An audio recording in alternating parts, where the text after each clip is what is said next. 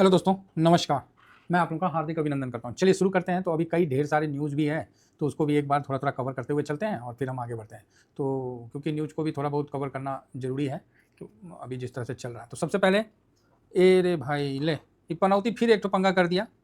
फ़ोर्स्ड labour ऐसा करके ना एगो टैरिफ का एगो नया फटका लगा दिया 10 से 12% के बीच में, और इसमें 60 दुनिया भर का सभी देश को इसके अंदर इसने ले आया। ये चुट्टा है ससुरा, क्या बताएं, इसको गरियाने का मन करता है। सोचते हैं कि शुद्ध हिंदी में गरियाएं इसको, कि इसको समझ में भी नहीं आएगा।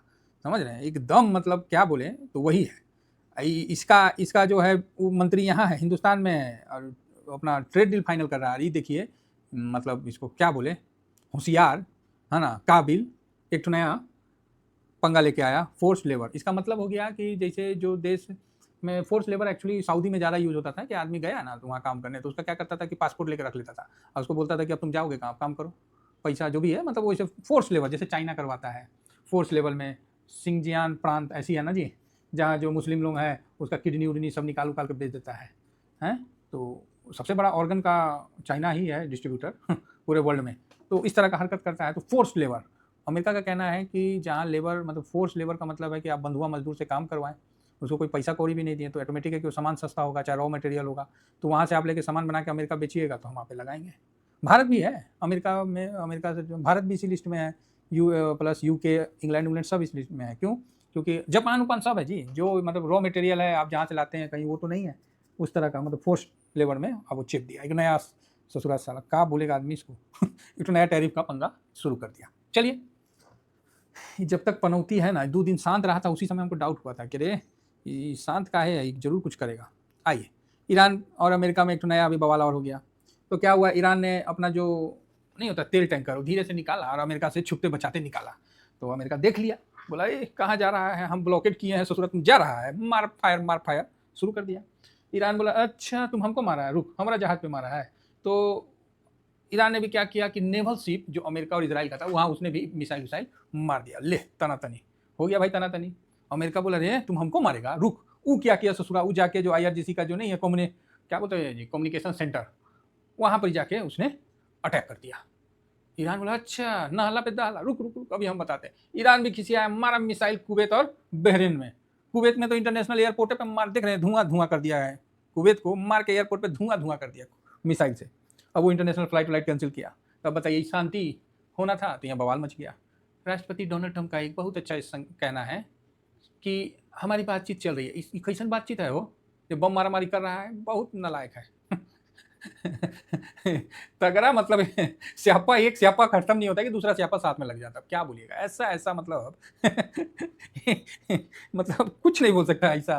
तो ये अभी क्या बोलिएगा इसमें, अब समझ ही सकते हैं। तो ये मारधार शुरू हो गया इनके बीच में। तो ट्रम्प बोलता है कि हमको कोई जल्दबाजी नहीं है। समझ गया ना, ट्रम्प क्या बोलता है, हमको कोई जल्दबाजी नहीं, क्योंकि वो जानता है कि पूरा दुनिया में आग लगा के बैठिए गया है अपना घर में। अब उसको क्या आराम से तेल बेचेगा, मजे ले रहा है। और तो मतलब नीम पे करेला का काम उसने कर दिया अभी टैरिफ लगा के। लेबर टैरिफ बताओ, फोर्स लेबर टैरिफ बताओ, और मतलब बवाल पे बवाल किया। पता ना कहाँ खा के पैदा हुआ था इस ससुरा, इसका खत्म ही नहीं हो रहा महाराज बवाल। अब क्या इसमें आदमी मार्केट देखेगा और क्या इसमें आदमी किस प्रकार से करेगा, तो वो तो आप समझ ही सकते हैं। इसी बीच में एक और बवाल सुनिए। बैंक ऑफ अमेरिका सिक्योरिटी, जिसको क्या बोलते हैं जी, बूफा, एक फूफा होता है, एक बूफा है। देखिए, सिक्योरिटी का अनुमान है, ले अमेरिका और तो ठहरा ठहरा, जो बोल रहा है कि करंट USD जो है INR 95 है ना, उसको मतलब अनुमान लगाया है कि अनुमान लगाया हो कि वो 97 के ऊपर चला जाएगा। समझ रहे हैं। और इसका कारण दिया है कि मतलब जो लड़ाई हो रहा है उसके कारण दबाव ज़्यादा है भारत पे, और RBI उसको 97 तक, तो नेक्स्ट मंथ 97 चला जाएगा। बाकी क्या बोला जाए, इसमें आने वाले अमेरिका में मजबूत हो सकता है वैश्विक कारक को। अच्छा बोला 86 भी हो सकता है अगर लड़ाई वड़ाई बंद हो जाए, सब जगह शांति हो जाए। तो बुफा का उम्मीद है कि आर्थिक स्थितियों की व्यापारिक अनुकूलता के कारण 2026 के अंत तक रुपया सुधरकर $86 हो। अब देखिए क्या होता है नहीं होता है। फिलहाल तो 97 का एक तो लगाया है अनुमान, उसको लेके एक तो अलगे बवाल मचा हुआ है।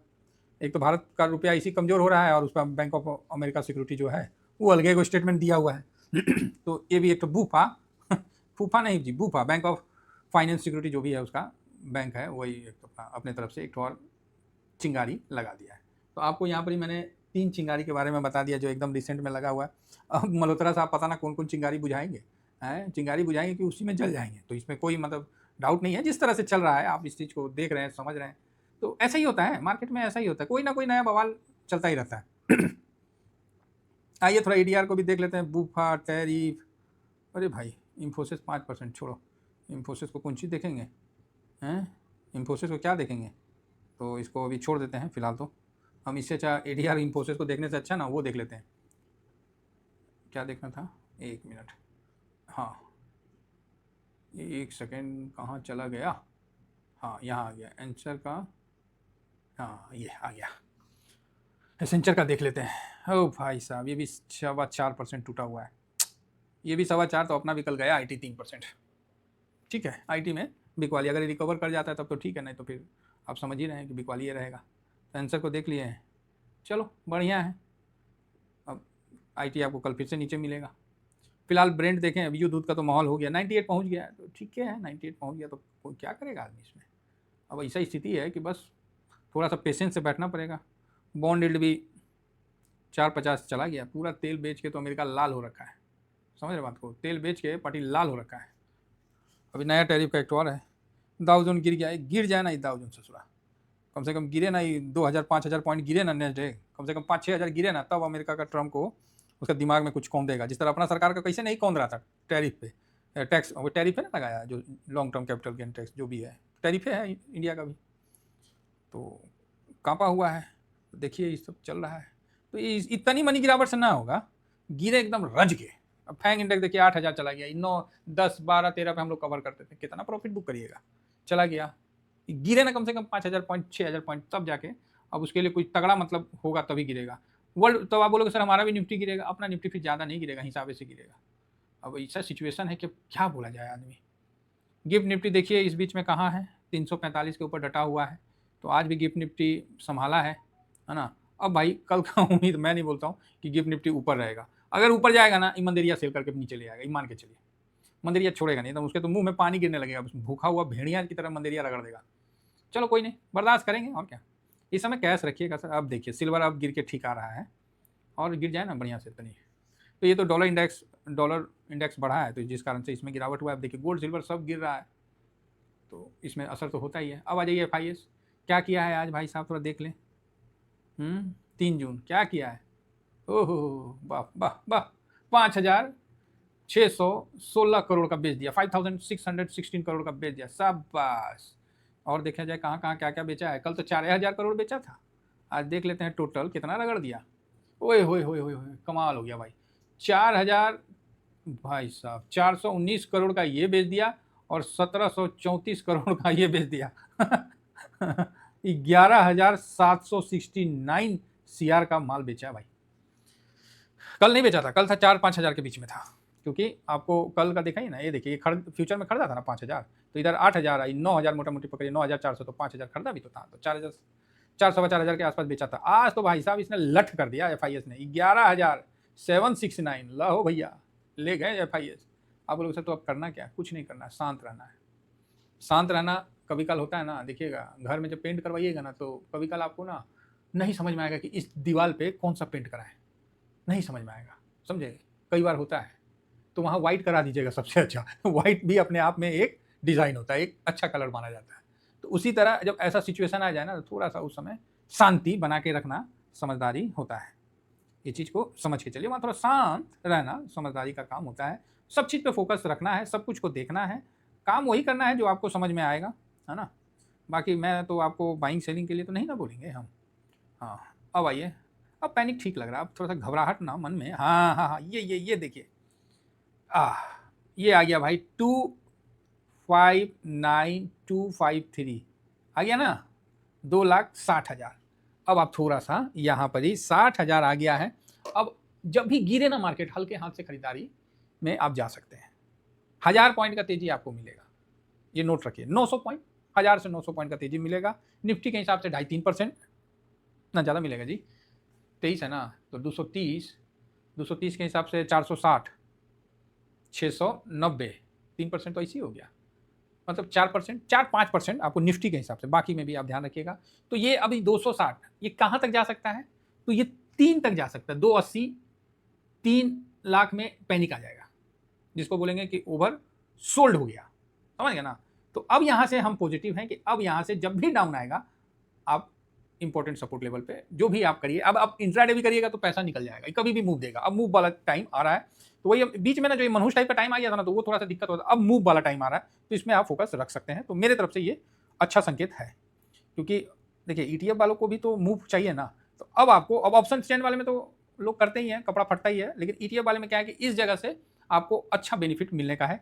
259 हो गया, मतलब 260 हो गया, 283, 3 लाख जब कॉन्ट्रैक्ट माइनस होता है ना, वो सर एक कोई ना कोई पॉजिटिव आ जाएगा, आप मत सोचना, वो आ जाएगा, वो अपने आप पलट जाएगा। तो यहाँ देखिए हम यहाँ से शांत थे, जब ये 1-1.5 लाख हो गया था ना, तो हम यहाँ शांत थे, इस जगह शांत थे, यहाँ भी शांत थे, यहाँ भी शांत थे, यहाँ भी शांत थे, यहाँ भी शांत थे। लेकिन आज जब हुआ है, अब हम यहाँ पॉजिटिव हो गए हैं। यहाँ से अब हम लोग को शॉर्ट मूव मिलने का चांस बनेगा। जितना गिरेगा उस समय लीजिएगा, आपको बन जाएगा, हो सके इंट्राडे में बन जाएगा, ठीक है। हालांकि मैं इंट्राडे करता नहीं हूँ, लेकिन अब बन जाएगा तो काहे नहीं करेगा आदमी, आप ही बताइए, काहे नहीं कर लेगा। तो वो चीज़ है। बाकी सर प्रो भी देखिए पोजीशन बढ़ा दिया है, जो कि पॉजिटिव है। साथ में क्लाइंट भी देखिए कॉन्ट्रैक्ट पोजीशन, भाई ये 2 लाख पहुंचने जा रहा है। अब इसका बिकवाली इधर आना, मतलब आना चाहिए। 2 लाख सफिशियंट होता है, 2-2.25 लाख बहुत ज़्यादा हो जाता है, मतलब ज़्यादा खींचातानी हो जाता है। 2-2.25 तक इसका आप समझ के चलिए, जैसे 2 से मतलब खींचातानी शुरू हो जाएगा। तो तकरीबन पहुंच गया है अपने ओवर पे, तो बढ़िया है। डीआईएस भी 32 से 36 हुआ है। देखिए सबका पोजीशन अब बढ़ने लगा लॉन्ग का, है ना, सबका लॉन्ग का पोजीशन बढ़ने। अब इस जगह दुनिया डरा हुआ है, अब आप इस जगह डर जाइएगा ना, तो फिर हो गया, खेले हो जाएगा, तो फिर कौन फायदा। यहाँ दुनिया डर गया है, अब आप लोगों को इस जगह डरना नहीं है। जो ईटीएफ में हम लोग जो हैं, इस जगह हम लोग को डरना नहीं है, हम लोग के लिए तो बढ़िया है। हाँ अब सही पैनिक हुआ है, अब मार्केट में पैनिक देखिएगा आपको कल से बहुत ज़्यादा बढ़ता हुआ भी दिख सकता है। फिलहाल आज भी तो काफ़ी पैनिक है। अब मेरा बात सुन के भले आप पैनिक खो देते हैं, नहीं तो अभी मार्केट में ठीक पैनिक आने लगा। 8.34 मात्र ½ % भी नहीं बेचा है। सोचिए कितना पॉइंट गिरा, 77 पॉइंट। एक समय डाउन था, फिर ऊपर आ गया ना, कोई जानता था कि क्यों आएगा, अभी तक क्लियर नहीं कि काहे आया।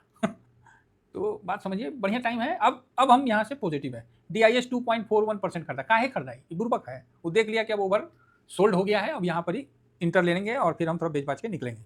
पब्लिक भी देखिए बढ़िया है, पब्लिक का भी, जिसको क्लाइंट बोलते हैं, इसका भी 0.78 बढ़ाया है, और प्रो भी यहाँ पर ही 7% बढ़ाया है। भाई साहब अच्छा है। तो अगर कल डाउन तो आएगा ही आएगा, इसमें तो कोई डाउट नहीं है, तो बढ़िया है, आपको अच्छा मौका मिलेगा लगाने का और निकल जाने का। अब वो टाइम आ गया, ठीक है। ज़्यादा नहीं, लॉस हुआ तो लॉस में भी कैश फ्री कर लेने का, इस चीज़ का विशेष ध्यान रखिए। चलिए फिलहाल इतना ही कहकर अपनी वाणी को विराम दूंगा। Thank you very much. जय हिंद, जय भारत।